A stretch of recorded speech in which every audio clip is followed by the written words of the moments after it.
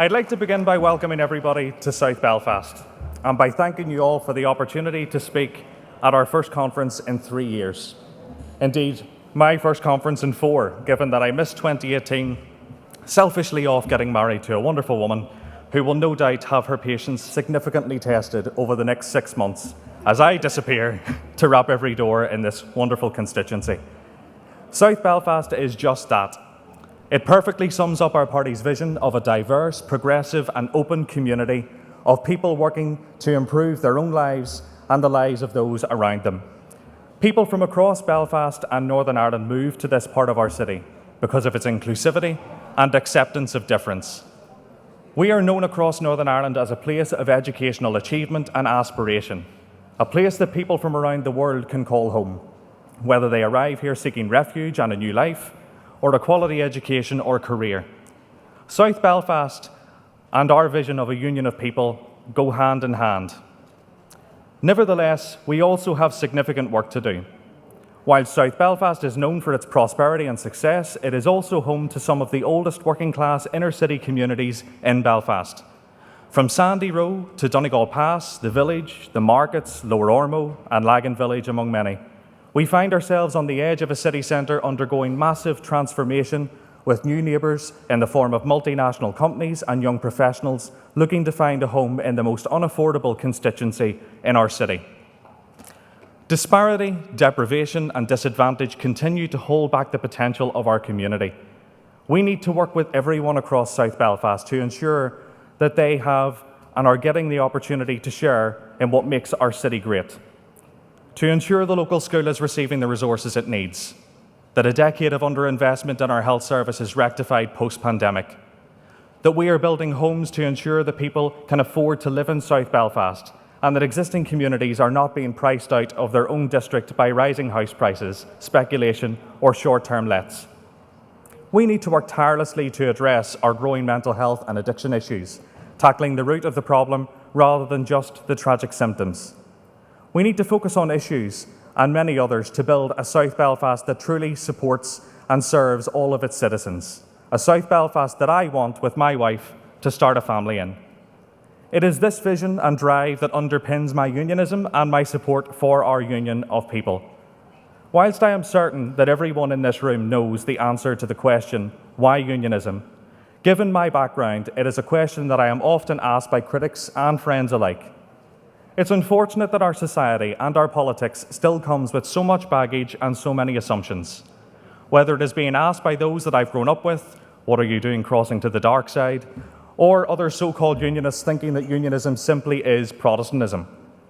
Surveys repeatedly show that there is a significant minority in Northern Ireland that come from a Catholic, even nationalist background that would vote to remain in the United Kingdom in any future border poll. If we had those members of our community here in this room and had the opportunity to ask them whether they consider themselves unionist, they would most likely say no. They would be even less likely to take up our offer to join our party.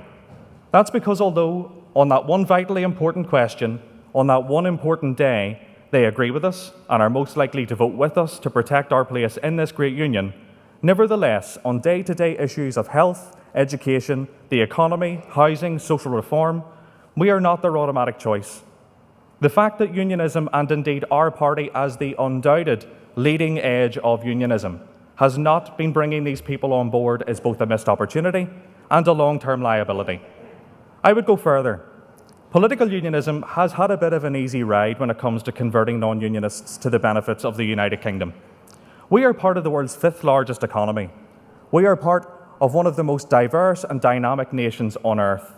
We have been one of the most consistently stable countries in Europe for several generations, and we are arguably the world's most influential cultural power.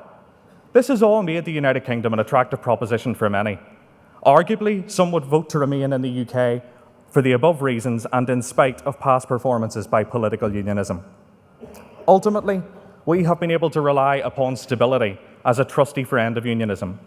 Unfortunately, stability is something that has been undermined consistently over the last few years, not least by those who claim to have our union at heart. Thankfully, things are changing. Under our new leadership, with the team of activists and representatives and candidates that we are amassing, we are seeing a bounce in our confidence that we as a party must harness and grow for the good not just of unionism, but of Northern Ireland and our union of people.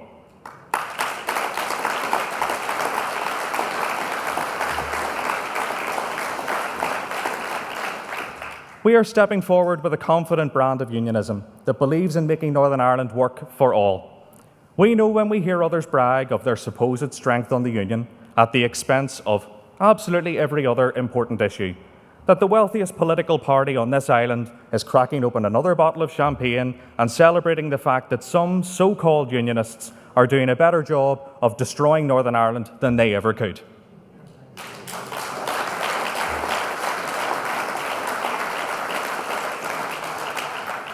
We know the single greatest protection our country can have from constitutional change is a strong, vibrant, diverse, prosperous, and undoubtedly more accepting and equal society.